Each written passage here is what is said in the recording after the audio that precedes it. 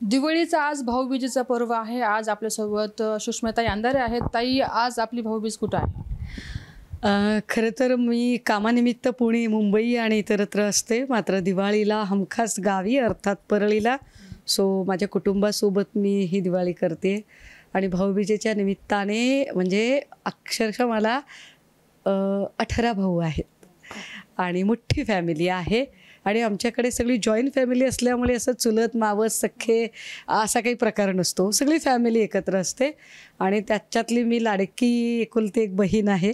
So निश्चितपणे माझ्यासाठी Diwali special आहे. राखी पौर्णिमेला मी उद्धव साहेबांना राखी बांधायला जात असते, पण दिवाळीला इकडे गावी आहे.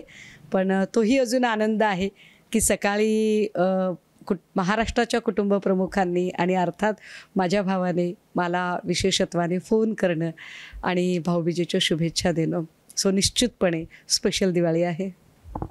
राज्याचे मुख्यमंत्री आणि 2 मुख्यमंत्री हे देखील आपले भाऊ आहेत. ताई, त्यांच्याकडनं काय भाऊबीजेची ओवाळी मागाल? सगळ्याच माझ्या भावांना सुखाची दिवाळी जाओ. माझ्यावरचा जो संस्कार माझ्या आजोबांनी आईने केलेला आहे तो शत्रूसुद्धा सुखाचा राहिला पाहिजे, हा आमचा संस्कार आहे. आणि आज तर भाऊबीजेचा सण आहे. निश्चितपणे अजितदादा असतील किंवा देवेंद्रजी असतील, हे आमचे भाऊ आहेत, त्यांनासुद्धा दिवाळीच्या खूप खूप शुभेच्छा. आणि प्रत्येक बहीण औक्षणाला एवढंच मागणं मागत असते की इडापिडा जाऊ दे आणि बळीचं राज्य येऊ दे. कारण बळी सगळ्यांना समतेने वागणारा आणि वागवणारा होता, ममत्वाने वागवणारा होता. सो आमची अपेक्षा देवेंद्रजींकडून एवढीच असेल की आपण सुद्धा जी मुख्यमंत्री असताना जी शपथ घेतली होती की मी कुणाबद्दलही अधिकचा आकस बाळगणार नाही किंवा अधिकचा ममत्व भाव बाळगणार नाही, मी सगळ्यांना समतेने वागवेल, तर आपल्याच आमदारांना 5 कोटी रुपये देणं, दिस इज नॉट डन भाऊ. हा सापत्नपणा आहे. तुमच्यासाठी सगळे जसा बळीराजाने समतेने वागवलं होतं तसं तुम्हाला जमलं पाहिजे. आपलेच घोडे खाऊ पिऊ घालून तरतरीत करायचे आणि इतरांना कुपोषित ठेवायचं, हे काही बरोबर नाही. सो माझी अपेक्षा असेल की दादा आणि सगळेच जण हे महाराष्ट्रातल्या जनतेला अमक्या एका पक्षाचा हा सत्ताधारी पक्षाचा, हा विरोधी पक्षाचा असं न वागवता त्यांनी समतेने वागवावं, ही अपेक्षा असेल माझी. ताई, आता बळी इडापिडा टळू दे, बळीचं राज्य येऊ दे, आता आपण म्हटलेलं आहे. मात्र बळीराजा आता खचलेला आहे आणि खचलेल्या बळीराजाला उभारी देण्यासाठी राज्य सरकारने खूप मोठं पाऊल उचललं पाहिजे. मात्र तसं काय दुसरं येत नाही. इडापिडा जाऊ दे आणि बळीराजाचं राज्य येऊ दे असं आपण म्हणतो, कारण ही संस्कृती, बळीराजाला मानणारी ही कृषक संस्कृती आहे. इथल्या अर्थव्यवस्थेचा कणाच हा बळीराजावर अवलंबून आहे. मात्र स्थिती अशी आहे की सध्या महाराष्ट्र सगळा पूरग्रस्त आणि पूर परिस्थितीचं सावट आहे. राज्याच्या मुख्यमंत्र्यांनी पुन्हा एकदा घोषणांचा पाऊस पाडला, आश्वासनांचा पूर आला, मात्र त्यातला नया पैसाही मराठवाड्यातल्या शेतकऱ्यांना मिळालेला नाही.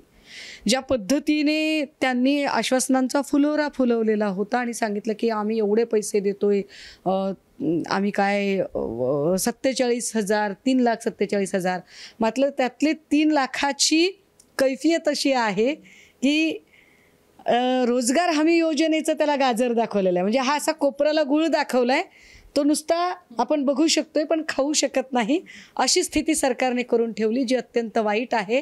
खरं तर सरकारच्या प्राधान्यक्रमामध्ये इथल्या पूरग्रस्त शेतकऱ्यांना मदत देणं हे अपेक्षित होतं. मात्र देवेंद्रजींच्या प्राधान्यक्रमामध्ये भाजपाच्या आमदारांना 5 कोटी देणं आहे.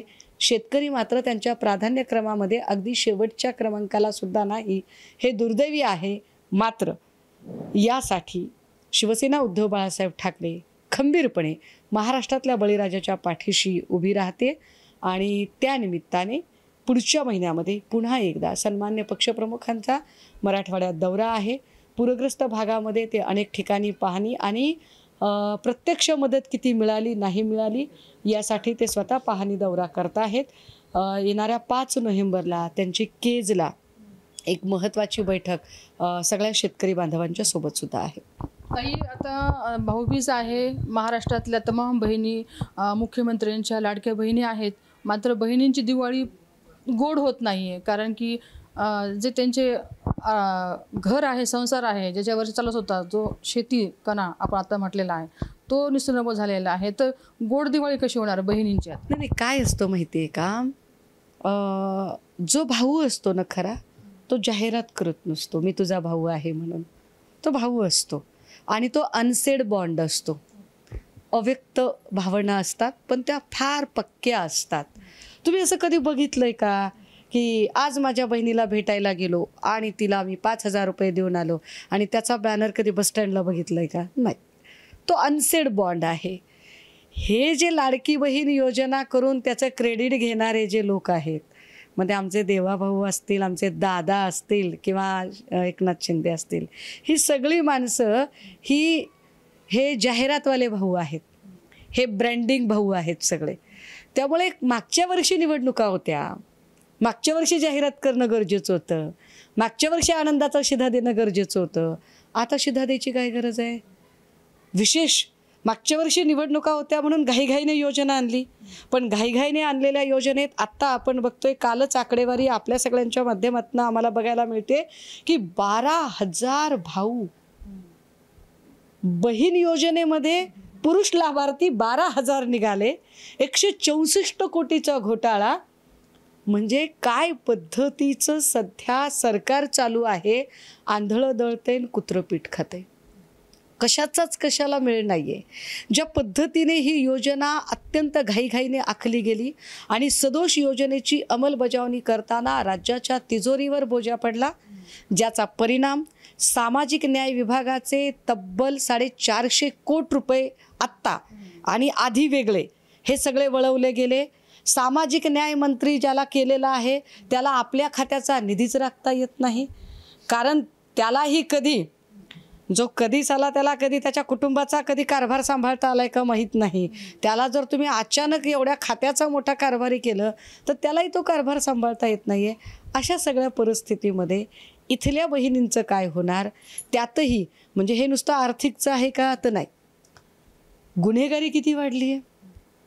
म्हणजे बीडला लोक नावं ठेवत होती, अहो पुण्यात पण तितकीच गुन्हेगारी आहे. आणि योगायोग काय माहिती आहे का? बीड आणि पुणे दोन्हीचे पालकमंत्री एकच आहेत आणि ते आमचे दादा आहेत. आणि बहिणी म्हणतायत की या वाढत्या गुन्हेगारीतनं आम्हाला मोकळा श्वास हवा आहे. तो मोकळा श्वास या निमित्ताने मिळावा आमच्या सगळ्यांच्या लेकी बाळी. कारण बहिणींची मागणी काय असते की आपल्या लेकी सुरक्षित राहिल्या पाहिजेत. 5-5, 10-10 वर्षाच्या लेकरांच्या सोबत जेव्हा अनाचार होतात, दुर्व्यवहार होतात, तेव्हा निश्चितपणे बहिणी अधिक जास्त काळजीने काळवंडून जातात.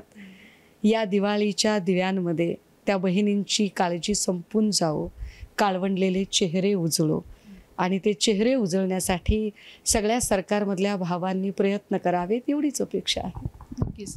तरी ही दिवाळी जी आहे ती अतिशय आनंदाने जावं अशी अपेक्षा या ठिकाणी सुषमा अंद्रेंनी केलेली आहे आणि इडापिडा टळो बळीचं राज्य येऊ ही देखील अपेक्षा या ठिकाणी सरकारकडे व्यक्त केलेली आहे. कॅमेरा पर्सन संजीव रायसह सुकेश नायकवाडे, मास टाइम्स बीड.